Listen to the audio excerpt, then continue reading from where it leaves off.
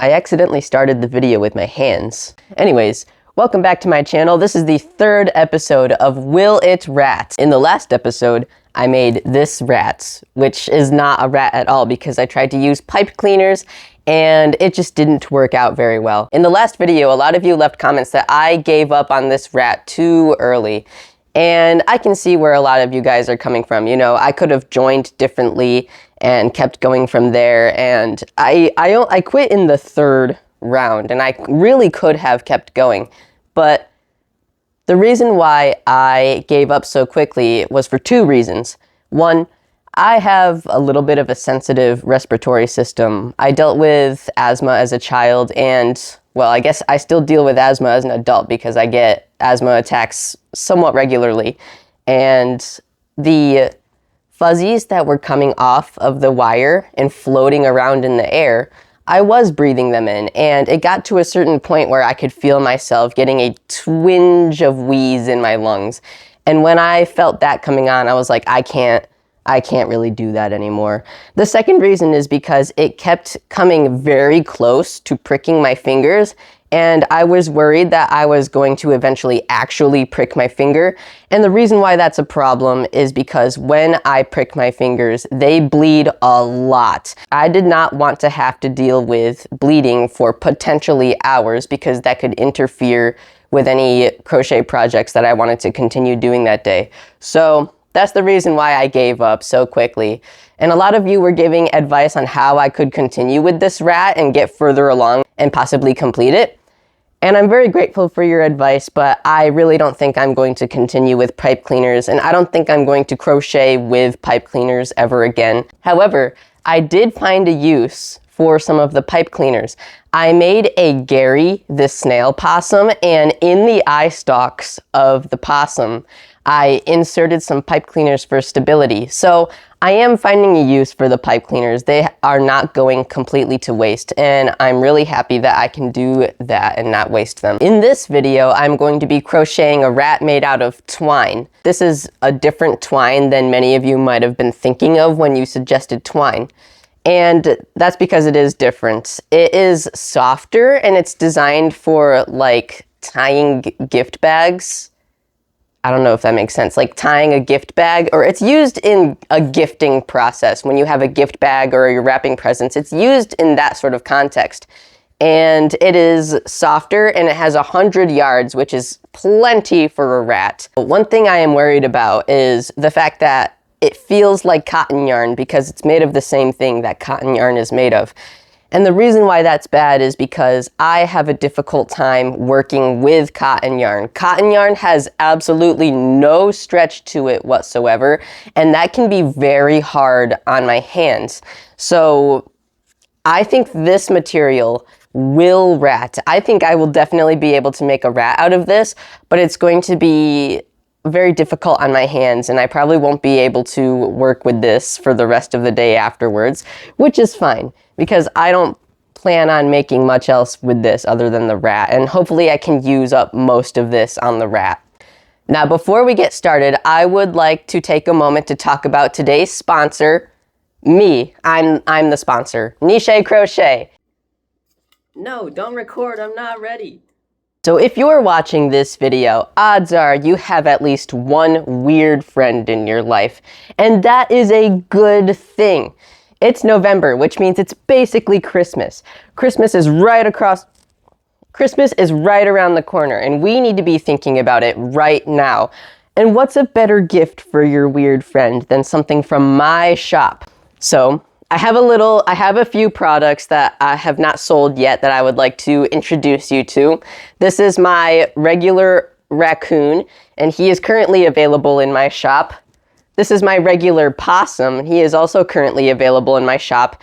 And I have a few oddities, okay? Like I mentioned earlier, my Gary the snail possum. Look at this fella. He's unique, and you're not gonna find anything like this anywhere else. Also, I have possum Christmas ornaments. I also make one in red, and if you would like, you can request one in a special color that's not green or red. You can request anything. I also make rats. Here's a candy corn rat that just sold today, And I make miniature versions of the possums, raccoons, and skunks. I also sell crochet patterns, so everything I just showed you has a crochet pattern in my shop. So if you would rather make something for your friend rather than buy something, you can make everything I just showed you. Go to my shop.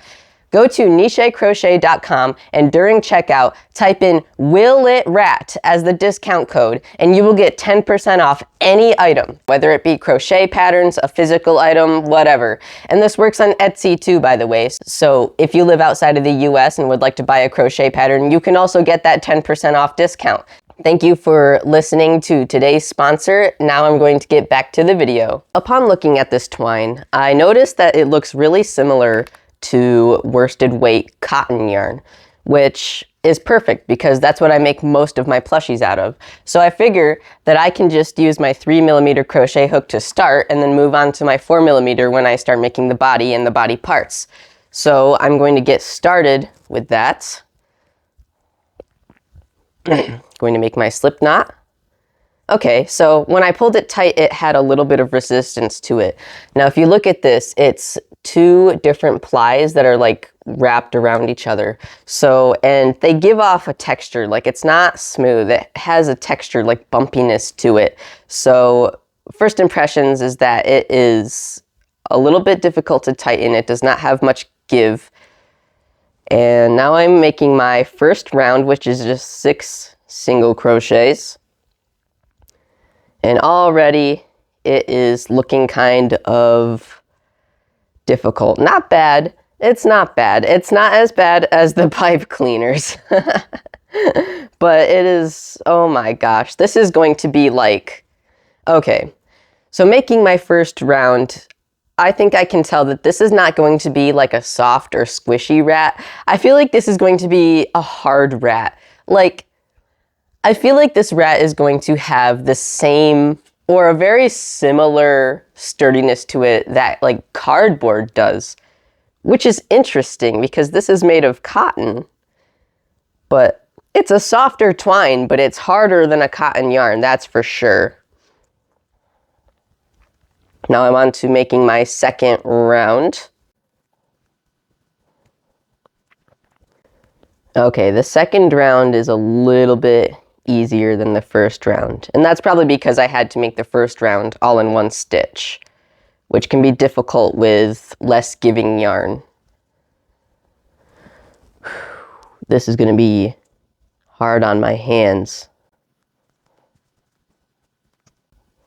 All right.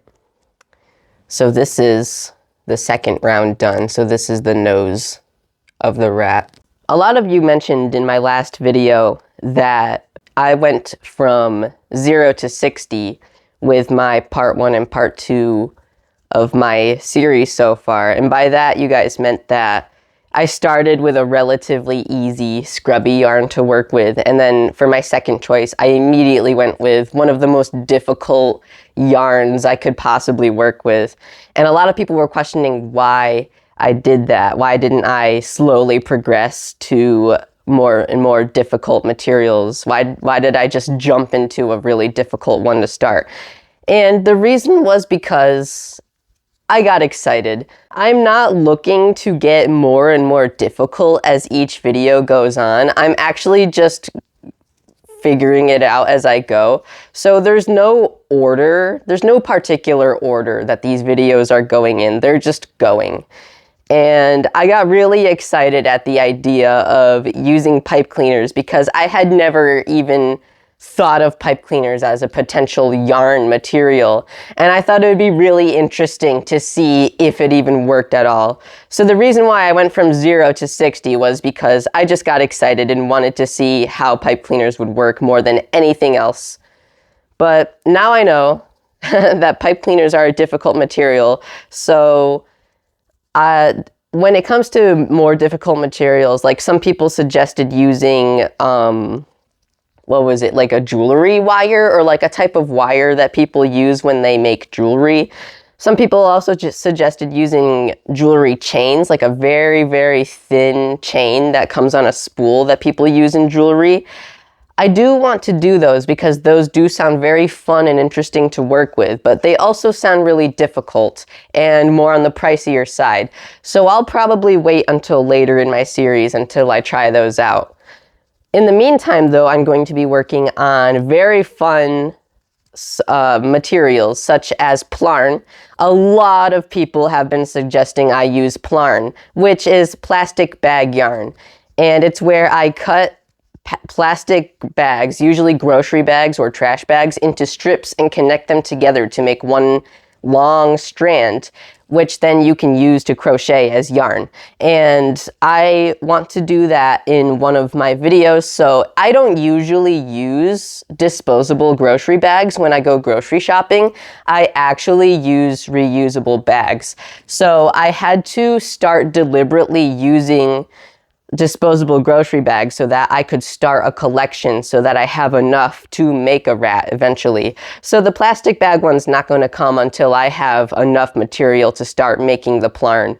But it is a video that will happen one day. I also plan on using tinsel. A lot of people suggested tinsel, and that sounds very fun. So I went to Michael's and I bought some silver tinsel, and I also found like a pinkish, like rose gold type tinsel, and I'm going to use that color for the feet and the tail and the ears. And those come in 18-inch strips, which is 50% longer than the pipe cleaners that I used in the second episode. So I'm going to have to do a lot of connecting, but I think that the connecting will be easier than the pipe cleaners since they are much more like this and not stiff wires. However, I am worried about the stability of the tinsel because it looks very thin and very brittle, and I'm worried that if I'm just a little too rough on it, it'll snap, and that'll cause some frustration for sure. I also plan on using little rubber bands, those little ones that people use to make friendship bracelets. I have to, however, connect all of those into one long strand of rubber band, and I have to potentially connect thousands of pieces together. So I have to work on that in the background before I can make the video about the rubber bands. But it's been a fun side project, you know, if I want to just mindlessly do something without having to put much effort or thought into it. I've been connecting the rubber bands, and that's been not as boring as I thought it would be. Those are some future video ideas that I've already had planned out for a few days now, and I've bought a lot of materials for these videos, so hopefully we have some interesting videos coming up. So far, this rat is coming out a little bit bigger than I thought it would be because the twine looks really thin. It looks slightly thinner than worsted weight yarn, but it's working up thicker than worsted weight yarn. And it is, like, you can bend it and stuff, but it's very stiff. It kind of feels like I said earlier, cardboard or like a weird papery material, even though it's made out of cotton, which is, that's just very interesting to me.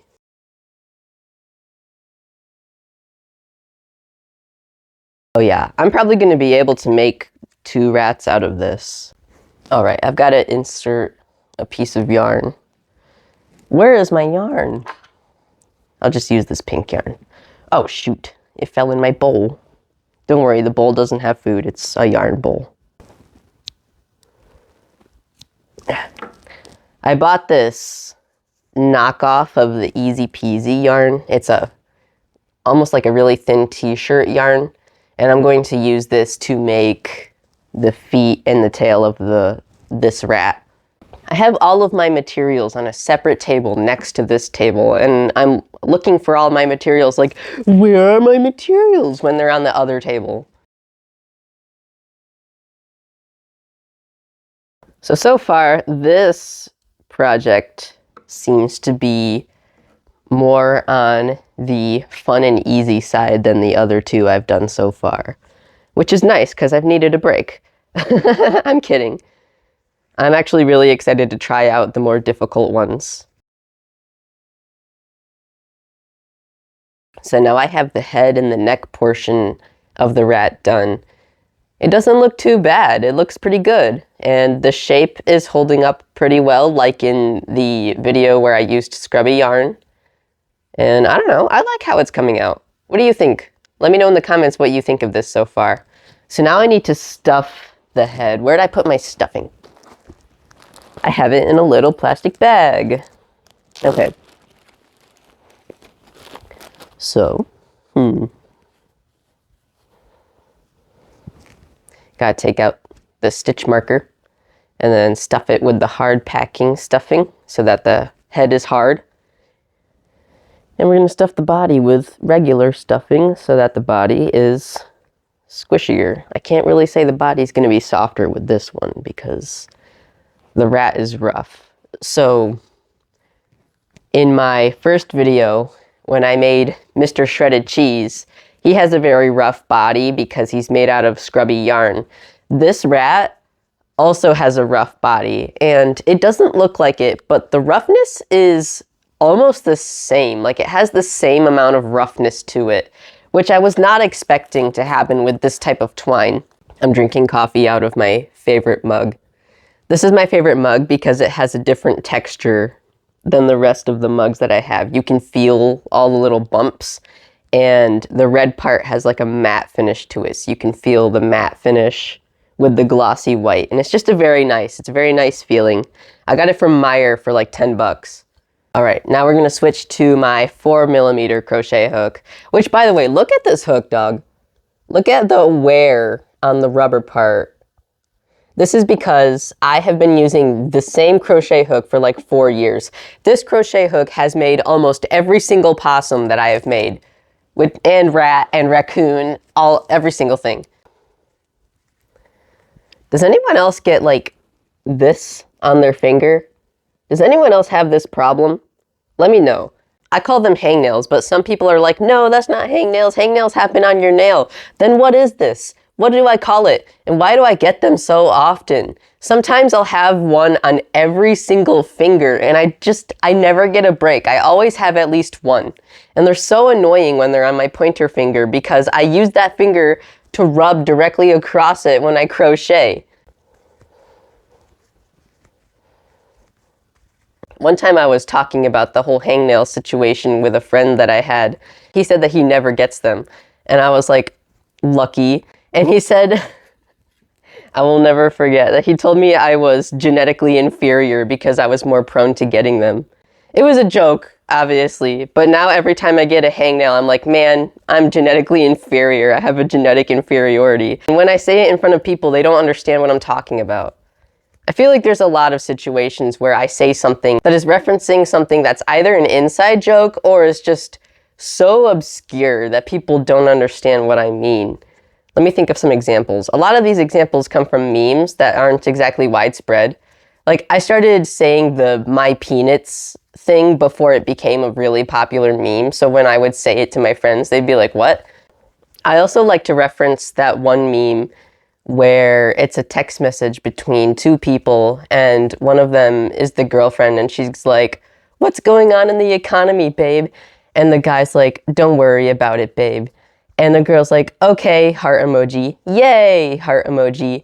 And I started saying okay and yay with the heart emojis when I would text my friends, and they thought it was just some quirk, some texting quirk that I like made up. They didn't understand until I showed them the meme. The other meme where it's like a picture of like a couple crying, and the caption just says, he saw me crying, he crew too, we both crowed. Like, taking the past tense of cry and just like messing it up. That's really funny to me. You can just make up a word like crowed and it just makes sense. Or it's like, the scream I just scrumped. I like the word scrumped. The other day I posted something on my story, my Instagram story, where I took a picture of me changing a light bulb in my bathroom, and the caption was, I've been trying to change this log by bulb, but I'm too busy, my gender. And that's another reference to a meme where it says, Joe many liberals does it take to change a log by bulb? None? Question mark. They're too busy? Question mark. Their gender? Laughing emoji. And I'm pretty sure that that original post is fake. Like, it was satirizing conservatives, but it's something that lives rent-free in my head all the time. And when my bathroom light finally went out, I had the opportunity to make a joke on Instagram.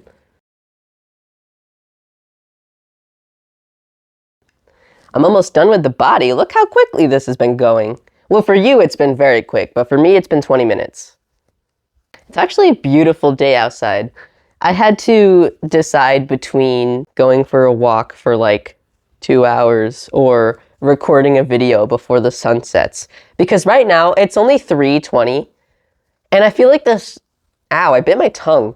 And I feel like the sun sets like way too early now, especially since daylight savings. Like, what is up with daylight savings, guys? Like, why do we keep doing this to ourselves? Like, oh, we got an extra hour of sleep. I don't care. The sun sets at 5 now. I don't want the sun to set at 5. I don't have time to go for a walk. This is all about me. But no, I really don't understand why we keep doing this. Like, I think it would just be better if we just left the time alone.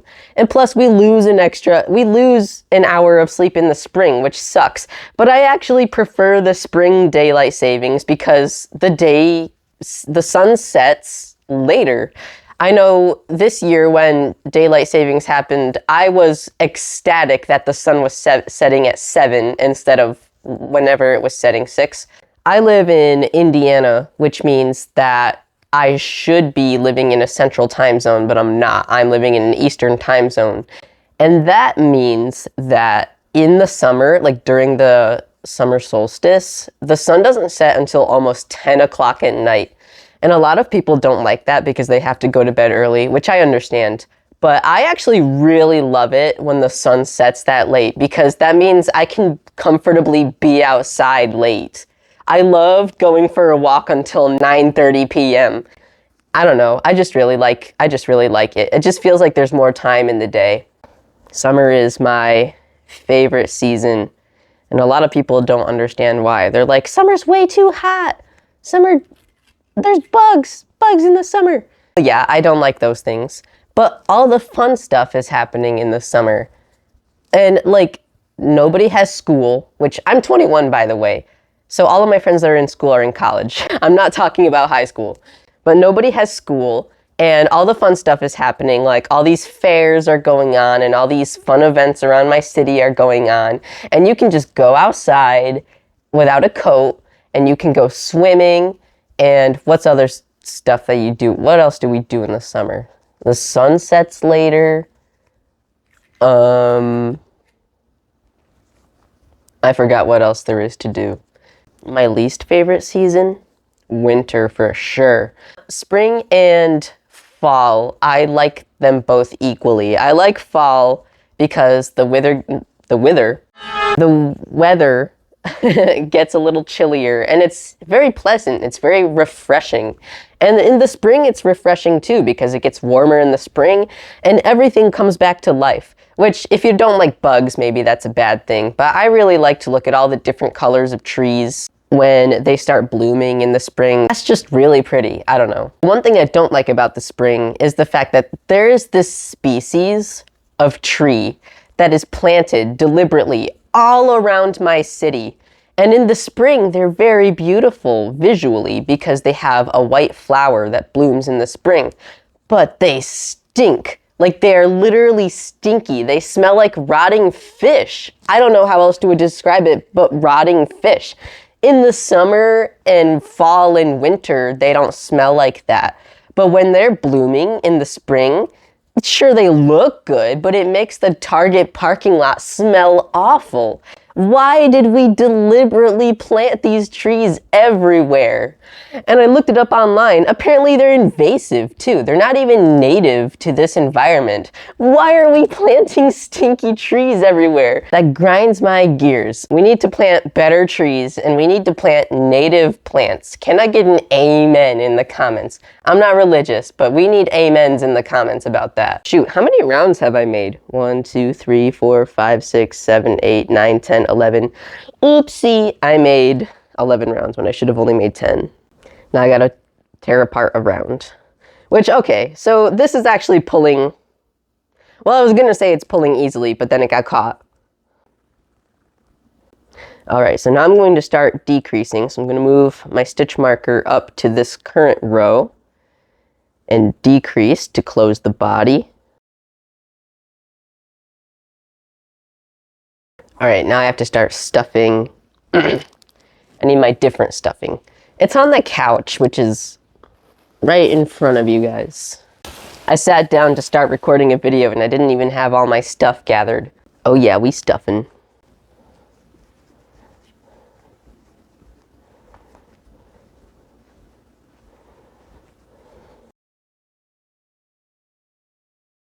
Oh shoot, what'd I do to my stitch count? Okay, let's see how test the squishy. Okay, it's pretty squishy. Look how squishy this is. The head, not as squishy, but this, very squishy. Gonna leave the long tail for sewing. So far, my thoughts are mainly positive with this yarn. It is kind of rough on my finger, because it's a rough yarn. It's actually like almost as rough as the scrubby yarn that I used in the first episode of this series. However, the stitches are a lot easier to see. You can tell just by looking at it that these are crochet stitches and like where these stitches are. And I'm not having any difficulty knowing where to insert my hook. So that is a plus over the actual scrubby yarn that I used in my first episode. Sewing is also a lot easier because it doesn't catch as much as the scrubby yarn. So I'm going to be able to sew with this material easy peasy. And I'm going to know where to place my sewing stitches easy as well. So it's actually been, I feel like, a couple weeks since I've made a rat at all. So this is the first rat I've made in a couple of weeks. And I think the last rat I made before this was another shredded cheese, because I made 2 more after making this one for sale, because I wanted to keep the original one to be able to compare it in all my videos like you guys suggested. I took that suggestion. So this is the original shredded cheese, and he is not for sale. All the other ones I make afterwards are for sale. And this one will not be for sale either. However, if for some reason you guys are interested in this, I will make more. So let me know in the comments if you are interested in buying one of these, and I will make more and make it available in my shop. Now it's time to make all of the pink body parts, and I'm going to do that off screen because there's really nothing special about this part. All right, so I've made all of the pink parts of the rat's body that we need to continue. So now I'm going to start sewing on the face. So first I'm going to take this pink yarn that I used to make all of the other body parts, and I'm going to sew on the nose. So, ooh, trying to dig my needle into this is a little rough. It's a little rough. I'm probably gonna have to start using my thimble.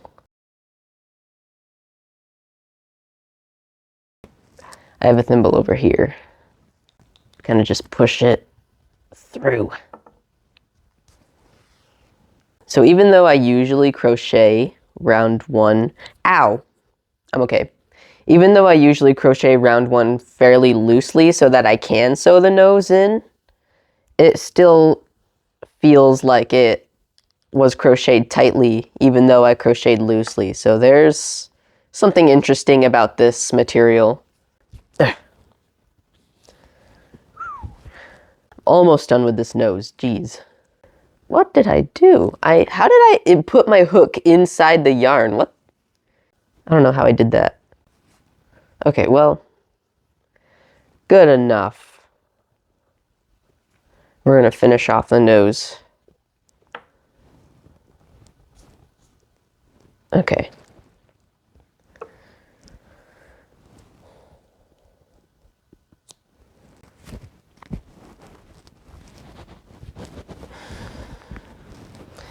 Okay, definitely a lot harder to sew than I had predicted, because my needle's stuck. It's like stuck right here, and it's making it impossible to pull. Oh, well, I finally did it right after saying it was impossible, but I had to use my thimble to even get it to start to go through. Once I'm getting to the body, though, it seems like it's a little easier. So maybe, hopefully it was just the nose that was difficult. I hope that the rest of the sewing is not so bad. But now I'm going to sew on the ears. So here are the ears.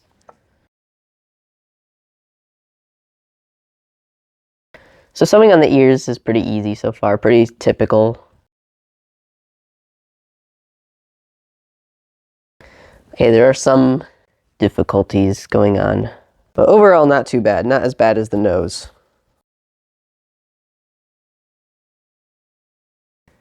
Had to bring my knee into this situation.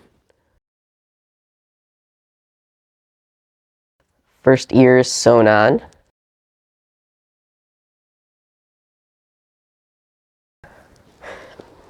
So now the ears are on. That's kind of cute, isn't it? What do you think? Is this cute so far? Now I'm going to make the eyes, so now we're going to see how cute it really is. So now we got the eyes on. Yeah, that's cute. This looks like a regular rat with a weird color, but it does not feel like a regular rat, that's for sure.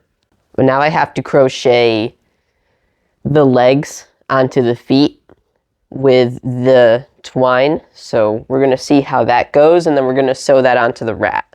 Let me get that out of this way of the screen. So there's a very stark contrast between the pink yarn I used and the twine, because the pink yarn I used is very, very soft and very stretchy, and the twine is the opposite of that. Immediately it's like a clash. Ah! Okay. So now we have this first leg completely finished. I saw a bug fly across my house. But anyways, so I'm going to do this with the rest of the legs and the tail, and then I'm going to sew all of the body parts on. Alright, so I've crocheted the legs and the rest of everything that I need to crochet. My finger is sore, but now I just need to sew everything on. So we're going to see how sewing goes. The first thing I'm going to sew on is the tail. Start off, where am I? Okay, right here. Okay, so crocheting twine on twine, I meant sewing. Sewing twine on twine. It's actually not bad, like not nearly as bad as sewing on the facial features. The difference with the soft, flexible yarn and the rough, stiff twine made the sewing process of the face more difficult. But when I'm using the twine on twine, it's actually not bad. It actually sews on very smoothly like any yarn would. Alright, so now the tail is on. This is looking good. Look at this. I like how this is turning out. The texture is meh, but the look, this is a good looking rat. I like this. I like how this is turning out. I'm excited.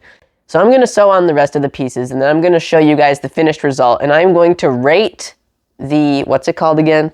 Twine. I'm going to rate the twine. All right, I have finished the rat, and this is how it came out. He's cute. And look at him compared to Mr. Shredded Cheese. Oh my God. Now they're friends. They're besties. So there's a lot of similarities between this rat and this rat when we compare it to this rat. So the similarities are both have a rough texture and both were surprisingly easy to crochet with, despite the fact that they're unusual crocheting materials for amigurumi. Now, if I had to rate this yarn, I would probably give it a 3, again, just like with the scrubby yarn, because it has some difficulty when it comes to sewing. There's no give, so it was really tough on my hands the entire time, and the roughness is very similar to the scrubby yarn. However, the stitch definition is very nice. I can see the stitches very clearly, so I'm giving it a 3, just like with the scrubby yarn. I think I forgot to rate the pipe cleaners in my last video. Obviously, this is a 1 out of 5. So 3 out of 5, 1 out of 5, 3 out of 5, okay? So now I have 3 Willet rats, if we count this as a rat. So this one's name is Mr. Shredded Cheese. This one's name is Strawberries After You Leave It in the Fridge for a Week. What should I name this rat? Let me know in the comments what you think we should name the Twine rat, okay? Thank you for watching my video. Make sure to hit the like and subscribe button if you would like to watch future videos of Will It Rat. I also plan on making videos of other genres. For example, I posted something on my Instagram story and in the YouTube community about making a video where I answer questions that people have about me. Because my business has been around for 3 years now, and a lot of people don't know that much about me personally, or where I came from, or why I'm here. So I left it open and I let people ask questions about that. And I plan on making a video where I answer a lot of the questions that people asked on Instagram and on YouTube, so look forward to that. As I mentioned in the beginning, I also plan on making a lot more rats out of all crazy types of material, so subscribe for more of these videos, more Will It Rat. Be sure to check out my website and, use the promo code WILLITRAT to receive 10% off of any order. If you would like a special rat or possum, raccoon, skunk, if you want something that is not quite available in my shop, you can go to my website and tap the 2 lines in the upper left corner and press Request Commission, where you can send me an email and ask if I can make you something that might not be available in my shop. So yeah, thank you for watching, and make sure to like and subscribe. I'll see you next time on Will It Rat.